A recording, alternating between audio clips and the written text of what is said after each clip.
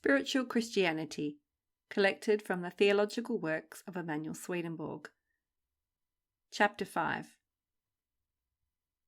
Point number 56. The frequent use either of new terms or of old expressions with unaccustomed meanings renders it necessary to refer occasionally to the explanations of them which are given by the author himself. This is the more necessary as any misunderstanding of their import, which is by no means unlikely, may be calculated to give a tinge of naturalism to passages, which taken along with those explanations can bear no such interpretation. Consequences of so serious a kind as respects the perception of spiritual truths have arisen from this inadvertency, and in proof of it, it may be sufficient to notice the word naturale. This word naturale belongs to a class of expressions which are in frequent use, but the peculiar force and meaning of which have been overlooked by the translators of his works. Naturale, from its derivation, has been supposed to relate in some way or other to nature, and yet not altogether to mean nature. As there was nothing very definite in the structure of the word itself, the object which seemed most desirable was carefully to avoid anything definite in its translation. No one doubted that it must in some way or other relate to nature, and as the word principal was thought to be sufficiently vague for most persons, principle was accordingly tacked to it, and naturale translated the natural principle. Point number 57. Now, it will not surprise most persons who are acquainted with the incomparable writings of this author only through the medium of translations to learn that naturale has no reference whatever to nature, either as a subtle, animating principle diffused through space, or in any other conceivable or inconceivable way.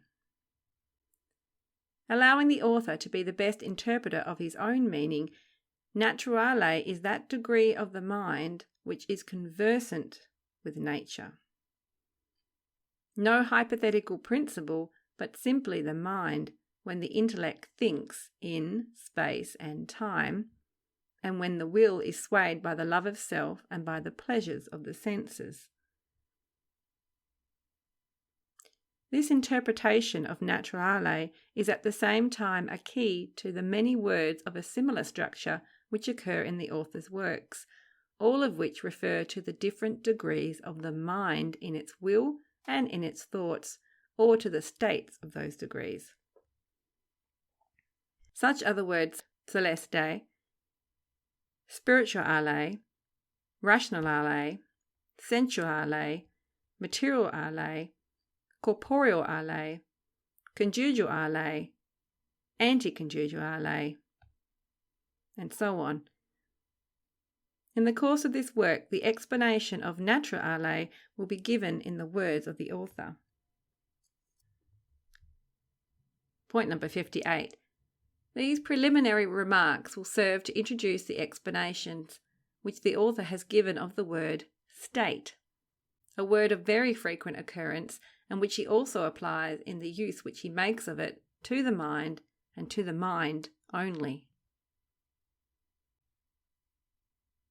And they were the preceding marks to the chapter. So chapter 5. In the spiritual world, changes of perception in the ground of an imperfect receptivity by the intellect produce the appearance of time or progression of life, and distinct varieties of affection in the ground of an imperfect receptivity by the will produce the appearance of space or distance, with all the sensuous objects of an outward world. And now reading from Arcana Celestia 4850. Because the word state is so often used, and also change of state, but few know what state and change of state mean, an explanation will be here given. Of man's interior faculties, that is, of his affections, and of the thoughts which are derived from them, nor the progression of time, neither space, nor the extension of space, can be predicated because they are neither in time nor in place, although it appears before the senses in the world as if they were.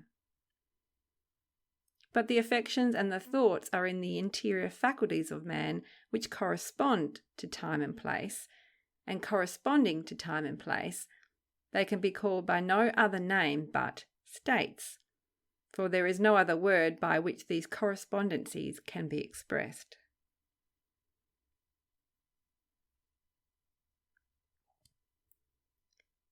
And reading from Heaven and Hell 154. By changes of state in the angels are meant changes in their love and faith, and thence in respect to their wisdom and intelligence, and consequently changes in their states of life. I'm reading from Divine Providence 162. The Lord is omnipresent and is not in space. Distance, therefore, is an appearance according to conjunction with him, and conjunction is according to the reception of love and wisdom from him. And as no one can be conjoined with him, such as he is in himself, therefore, correspondentially, he appears to the angels at a distance, as a sun. And yet he is in fact the whole angelic heaven as the soul in man.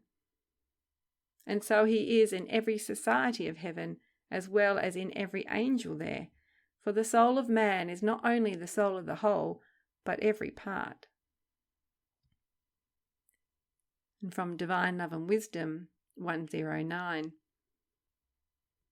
The truth is, there is no actual distance between the sun of the spiritual world, which is the first effect proceeding from the Lord's divine love and divine wisdom, and the angels.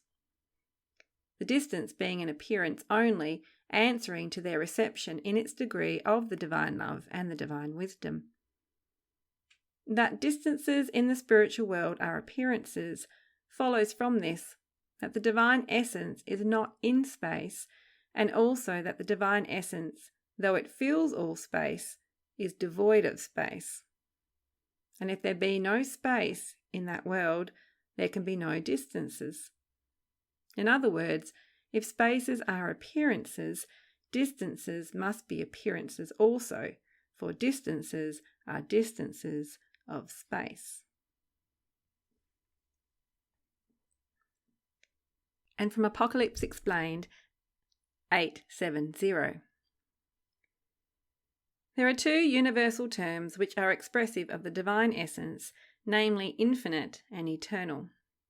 The infinite is the divine essence in respect to his esse, or ground of being, and the eternal is the divine essence in respect to his existere, or manifestation. But both of them are to be understood in a supereminent sense, that is to say, abstractly from both space and time. He who thinks of infinity and eternity from space and time falls into errors, for space and time are properties of nature, and these are involved in the ideas of man while he's living in the natural world. But he is not in them when he quits this world and enters heaven. Not but that in heaven there appear spaces and times in every respect, like in this world, but then they are only appearances to angels of their mental states, for their states of affection, and of the thought which is produced from their affection, are exhibited openly before their external senses as spaces and as times, and yet they are not such spaces and times as those of the natural world. Now this next number I can't find the modern day reference for, so I'm just going to read the acronym that's stated at the end of the paragraph, and it's AETCW, Volume 4, page 260. The closest I can find is Divine Love, number 7, which has aspects of what's written here. A natural man, in all that he thinks and speaks, in all the states of his will, and in all that he does, has for his subject matter, space, time, and quantity.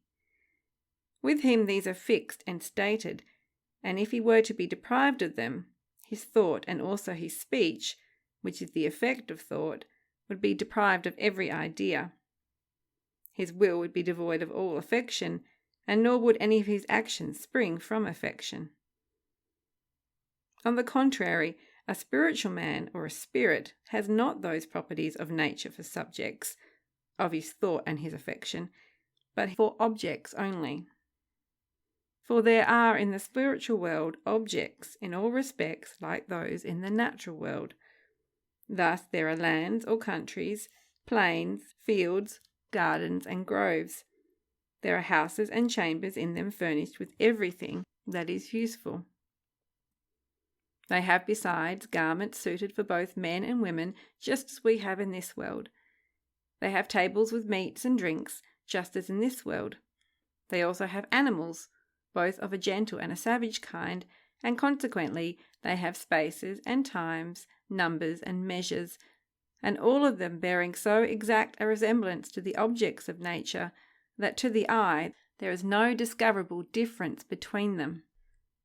And yet all of these are but appearances of the wisdom of angels and of the perception of their loves, which are the states of their intellects and of their wills. For the objects are created in a moment by the Lord, and in a moment they are dispersed, being permanent or not permanent, just as spirits and angels are constant or not constant in those states of mind of which they are the appearances. And this is the cause that they are only objects of their thoughts and affections, and that their subjects are those very states of mind which are the origins of the appearances, these origins being the states of their wisdom and their love, and thus spiritual. For example, when they see spaces, they do not think of them from space. When they behold gardens containing trees, fruits, shrubs, flowers, and seeds, they do not think of them from the appearance, but from those states of mind which are the causes of the appearance, and in this way they think of other things. Hence it is that the thoughts of the spiritual are altogether different from the thoughts of the natural, and also their affections. So different indeed that they transcend a man's natural ideas and do not coincide with them, except in some measure with his interior rational sight, and that in no other way than by the abstraction or removal of quantities from qualities. Conjugal Love 3-8. To think spiritually is to think abstractly from space and time, but naturally is to think with space and time. For there clings to every idea of natural thought something derived from space and time, but not so to any spiritual idea. And the cause of this is that the spiritual world, unlike the natural world, is not in space and time, but in the appearance of the two. And from Divine Love and Wisdom 108. The distance between the Son of Heaven and angels in the spiritual world is an appearance answering to their reception of the divine love and divine wisdom. All the fallacies which sway the minds of the wicked and the simple spring from the confirmation of appearances. So long as they are held to be nothing more than appearances, they are then truths in appearance, in agreement with which anyone may without impropriety think and speak. But when they are taken for the very truths themselves, which is the case when they are confirmed, these apparent truths are then falsities and fallacies. For example, it is an appearance that the sun revolves every day around the earth and makes its progress every year in the line of the ecliptic. This, so long as it not be confirmed, is an apparent truth, in agreement with which everyone may think and speak. For he may say that the sun rises and sets, and in that way is the cause of the morning, noon, evening, and night. He may also say that the sun is at any given time in this or that degree of the ecliptic, or in this or that degree of its altitude, and is, in consequence of the different degrees of its altitude, the cause of the 4 seasons of the year. But if, instead of considering these as appearances only, he is confirmed in their being actually the truth itself, then does the confirmator from these fallacies both think and utter that which is false. It is the same with numberless other appearances, not only in natural, civil, and moral concerns, but in spiritual also. From Arcana Celestia 8:9, 1:8. Distance in respect to the state of mind from that various goodness which proceeds from the divine essence causes the appearance of distance in heaven. There the societies of angels appear distinct and even far removed from one another, but then this ideality of space arises from their being spiritually distant from the goodness and the truth which proceed from the Lord's divine essence. This to many in the world must needs appear paradoxical, and even as it were absurd, for the thoughts of men and the ideas of those thoughts are founded upon spaces and times. Indeed, so much so that they would be unable to think at all without them. To abstract spaces and times from their thoughts would be to reduce them to such a condition as to leave them scarcely any apperception remaining, and yet in heaven angels think altogether without a single idea of time and space, and in this manner so fully as to surpass in intelligence and wisdom 1,000-fold, and even by myriads, the thoughts of men. And what is wonderful, if an idea come across them which is drawn from space and time, in an instant obscurity and thick darkness overspread their minds, for they then lapse from the clear light of heaven into the light of nature, which to them is thick darkness.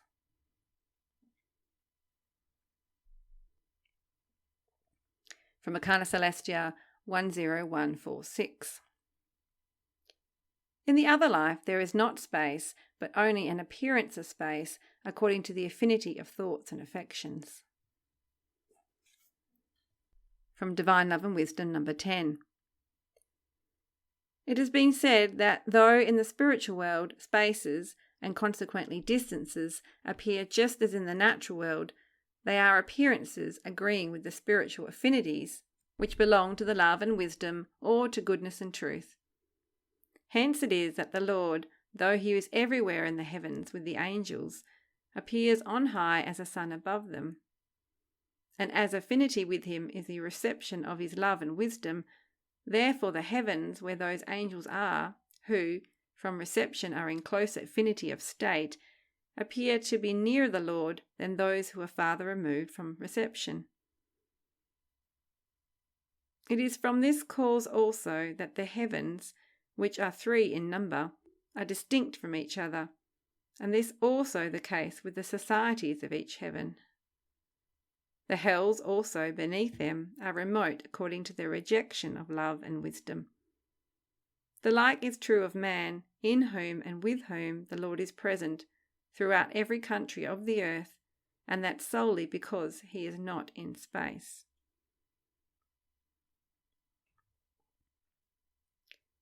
From Divine Love and Wisdom, number 110.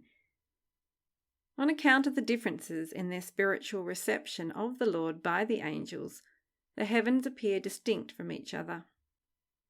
The supreme heaven, which is called the third, appears above the second, and this above the first. Not that the heavens are really distinct from one another, but it appears as if they were so.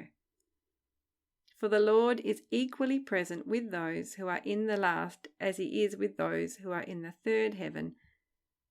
That which causes the appearance of distance is in the subjects, who are angels, and not in the Lord.